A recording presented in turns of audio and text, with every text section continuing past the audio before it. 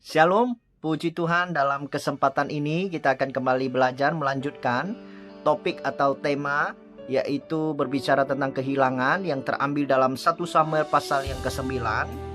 Perlu untuk kita mengingat kembali apa yang sudah kita peroleh dari perenungan sebelumnya, yaitu ketika kita mengalami kehilangan, kita butuh pengertian yang benar, saudara. Nah, pengertian yang benar dari apa yang kita pelajari, maka saudara dan saya sebagai orang yang percaya, ketika kita mengalami kehilangan dalam kehidupan kita, ada hal yang hilang dari hidup kita yang berharga, yang berarti, maka kita harus percaya terlalu mudah untuk Tuhan mengembalikan. Bahkan momen kehilangan itu bisa jadi sebuah kesempatan untuk kita memperoleh daripada Tuhan sesuatu yang tidak pernah kita pikirkan, yang tidak pernah timbul dalam hati, yang dilihat mata, Tuhan sediakan buat saudara dan saya. Nah, hari ini kita akan belajar kembali tentang kehilangan. Maka izinkan saya membacakan firman Tuhan 1 Samuel pasal yang ke-9 ayat yang pertama. Ada seorang dari daerah Benyamin, namanya Kis bin Abiel bin Jelor bin Bekorat bin Afia, seorang suku Benyamin, seorang yang berada. Ternyata latar belakang daripada keluarga Saul bukan orang yang kelas bawahan, kelas menengah. Ternyata orang yang berada pada masanya, pada zamannya, saudara ya. Nah, orang yang berada saja ternyata reaksi normal yang keluar manusiawinya, saudara, ketika kita kehilangan sesuatu. Hari itu juga ayah Saul memerintahkan kepada Saul anaknya bersama dengan bujangnya atau pembantunya, saudara ya, untuk mencari keledai-keledai yang hilang itu. Apa yang kita bisa peroleh? Memang manusiawi ya, saudara ya, siapapun dia, apalagi orang yang tidak punya, ya kan saudara, ketika kehilangan sesuatu maka itu jauh lebih berharga lagi, jauh lebih penting lagi. Nah, ini orang yang berada, firman Tuhan bilang kelas atas, saudara ya, tetapi dia pun punya reaksi, saudara, yang mungkin sama dengan saudara hari ini yang sedang mengalami kehilangan sesuatu dalam hidup Anda. Kehilangan aset, kehilangan bisnis, kehilangan pekerjaan, sesuatu yang tentunya berharga buat kita. Maka reaksi yang keluar, kita tidak mudah menerima itu. Bahkan kita berusaha untuk memperoleh kembali, untuk tidak melepaskan apa yang hilang itu dalam hidup kita. Nah, itu sesuatu yang normal, yang pada umumnya semua orang melakukan itu. Tetapi kita sebagai orang yang percaya, kita tidak berhenti di sana, saudara ya. Nah, kita baca firman Tuhan yang berikutnya, saudara ya. Ayat yang keempat, kita lompat.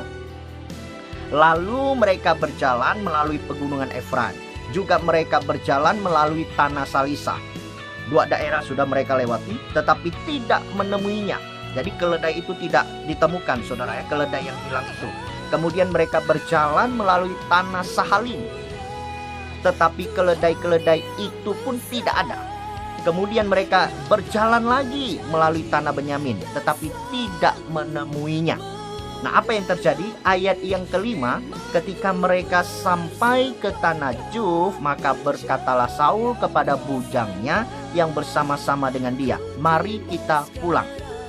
Kalau kita baca ini, kita bisa membayangkan satu titik apa yang Saul alami, yaitu Saul sudah boleh dikatakan putus asa, saudara ya, tidak menemukan keledai yang hilang itu. Ia memutuskan lebih baik kita pulang, ya toh, lebih baik kita pulang. Nah, hal yang manusiawi, yang normal setiap orang lakukan ketika dia kehilangan sesuatu yang berarti dalam hidupnya, tentu dia akan berusaha untuk mencari, memperolehnya kembali. Tapi tidak cukup sampai di sana. Ya, apa yang terjadi? Dia mengalami jalan buntu. Terus apa yang dilakukan oleh Saul? Maka dia berpikir realistis, saudara ya. Berikutnya berkata, "Mari kita pulang, nanti ayahku tidak memikirkan keledai-keledai itu, tetapi khawatir mengenai kita." Nah, manusiawi normalnya, seseorang ketika dia kehilangan sesuatu, dia akan berusaha keras untuk memperolehnya kembali. berusaha, ya kan? Sampai satu titik ia tidak bisa, maka ia akan berpikir realistis, saudara ya, realistis. Nah, ini penting juga buat saudara dan saya. Kita berpikir realistis. Apa yang dipikirkan oleh Saul, dia berpikir realistis. Karena dia sudah berusaha, dia mentok, dia tidak menemukan. Udah beberapa tempat daerah dia sudah cari tapi tidak menemukan. Kemudian dia berpikir realistis. Dia berpikir begini, jangan-jangan ayahnya sudah lupa, tidak memikirkan keledai itu lagi, tapi justru memikirkan dia sebagai anaknya yang mungkin sudah seharian cari, tidak ketemu. Nah, halnya sama mungkin saudara dan saya ada di posisi di mana mungkin Anda hari ini sudah berusaha sekuat mungkin, sekuat tenaga untuk memperoleh kembali apa yang hilang dalam hidup saudara. Nah, poin pentingnya adalah kalau sesuatu yang normal, yang manusiawi lakukan pada umumnya, mereka berusaha dengan sekuat tenaga, baru berpikir realistis ketika ada jalan buntu.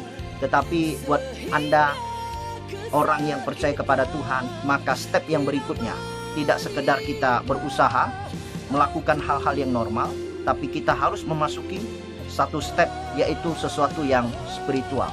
Nah, apa yang dilakukan? Coba kita perhatikan saudara ya. Nah, ketika mereka sampai di Tanah Juh tadi, ayat yang ke-6, tetapi orang ini berkata kepadanya, siapa? Yaitu bujangnya, saudara. Tunggu, di kota ini ada seorang abdi Allah. Nah, seorang yang terhormat, segala yang dikatakannya pasti terjadi. Marilah kita pergi ke sana sekarang juga. Mungkin ia dapat memberitahukan kepada kita tentang perjalanan yang kita tempuh ini. Nah, kita perlu beranjak dari satu posisi yang normal, yang manusiawi, yang pada umumnya semua orang melakukan. Ketika dia kehilangan sesuatu yang penting dalam hidupnya, dia akan berusaha keras dengan sekuat tenaga sampai satu titik dia berpikir realistis karena dia tidak mampu menemukan, memperoleh kembali. Nah, step yang berikutnya kita harus melalui satu lompatan, yaitu apa? Bukan sesuatu yang normal, tapi masuk dalam satu dimensi yang bersifat spiritual. Apa itu? Mengandalkan Tuhan, saudara.